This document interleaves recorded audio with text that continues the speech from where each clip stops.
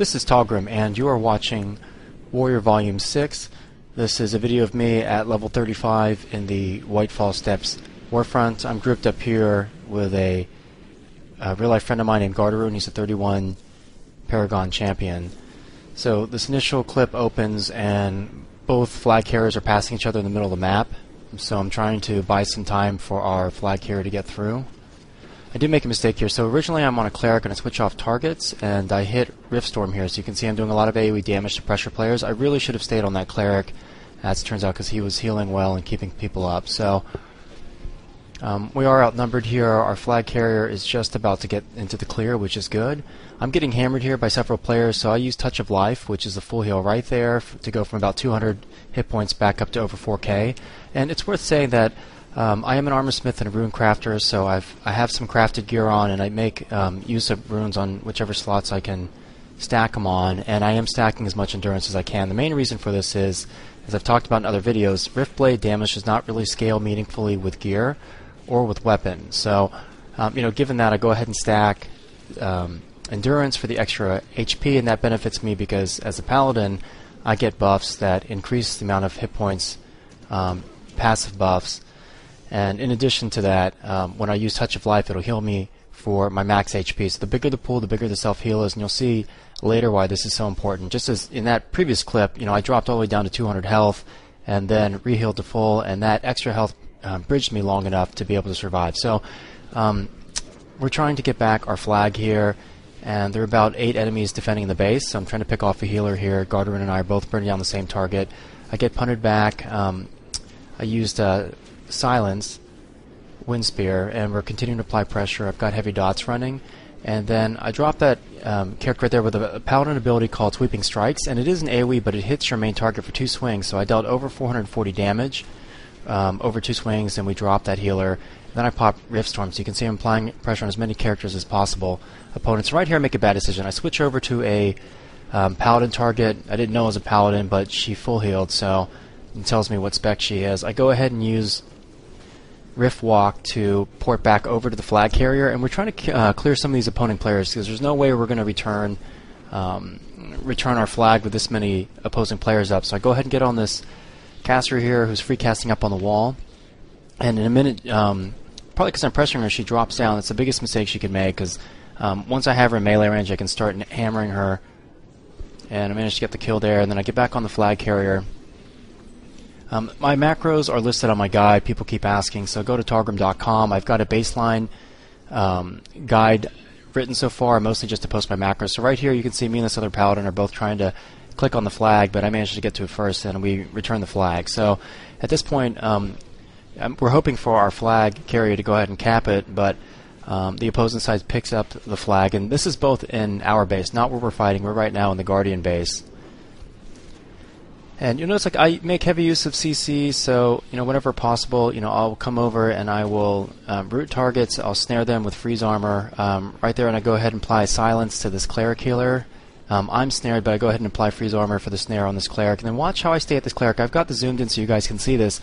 I'm constantly staying at this cleric's back, so this cleric can't parry into my attacks. I think this cleric's using a staff, so he can't block, but you'll see even against shielded targets, like right here, I get on the back side of this cleric or warrior. Okay, actually, I have another clip of that coming up, but you can see in chat we're all telling the our flag carrier to cap since we returned our flag back to our base.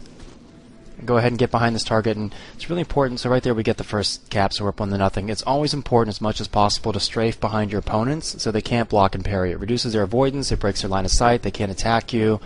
Lots of good reasons. I know a lot of people talk about playing Riftblade as a primarily range class, but in my opinion you're really just scratching the surface of the spec's capabilities. So here you can see I strafe and hit the flank, and I burn down that player before they're even aware how much damage I was putting on them. So now it's a 1v2. I'm facing a rogue and a Inquisition spec cleric.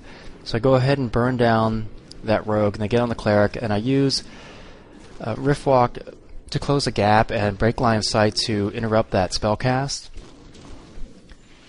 Follow up here in a moment. So I'm getting low on health, so I go ahead and use my full life Touch of Life heal, which will come off cooldown. And I go ahead and use Wind Spear for the silence here in a moment. So the target's silenced. I can put him in a big heal deficit, continue to apply pressure, put a dot up on him, and then that's it. He's gone. So, as I said, people, a lot of people say, oh, you can just play Riftblade as a ranged DPS class. If you do that, you can't line of sight strafe your targets. Like right here, I'm sitting right behind my target, and my hardest damaging melee attacks are not Flame Spirit. That's a ranged attack, but I get more damage out of Sweeping Strikes, which is the Paladin AoE ability, which hits the target twice, and also from Frost Strike. Those tend to apply more damage than Flame Spear. In addition, when I'm in melee range, I can face slam for the interrupt. I get Retaliation, which is an instant cast, low cost, off the global cooldown attack ability. So right here, I'm trying to provide a gap for our flag carrier, so I root that target, but he goes ahead and he uses his rogue porting ability. So right here, we're trying to cover our flag carrier.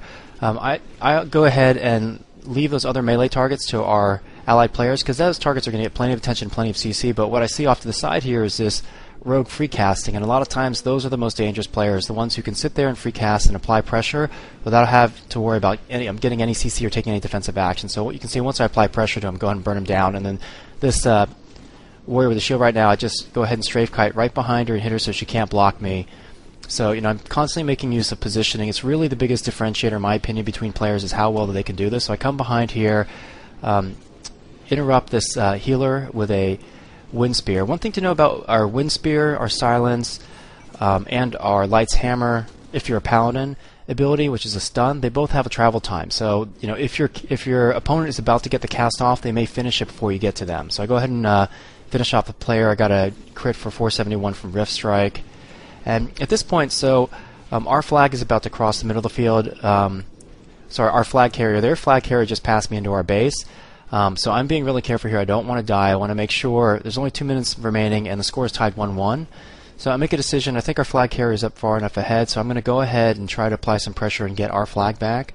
So I can see that this rogue up ahead is shooting a warrior, and he's about half dead. So I go ahead and root the rogue with Stone Spear, and then immediately Rift Walk to close the gap. And watch this guy. Now, he's walking straight backwards. This is the worst thing he can do as a ranged DPS, because it's easy for me to come behind him like this, break line of sight, strafe kite him, and just pound him into the ground. So, really, regardless of whether you're a ranged or melee class, it's important to strafe kite. If you walk backwards, you allow your opponents to close a gap on you, which is generally a bad thing. So right here, I have to make a decision.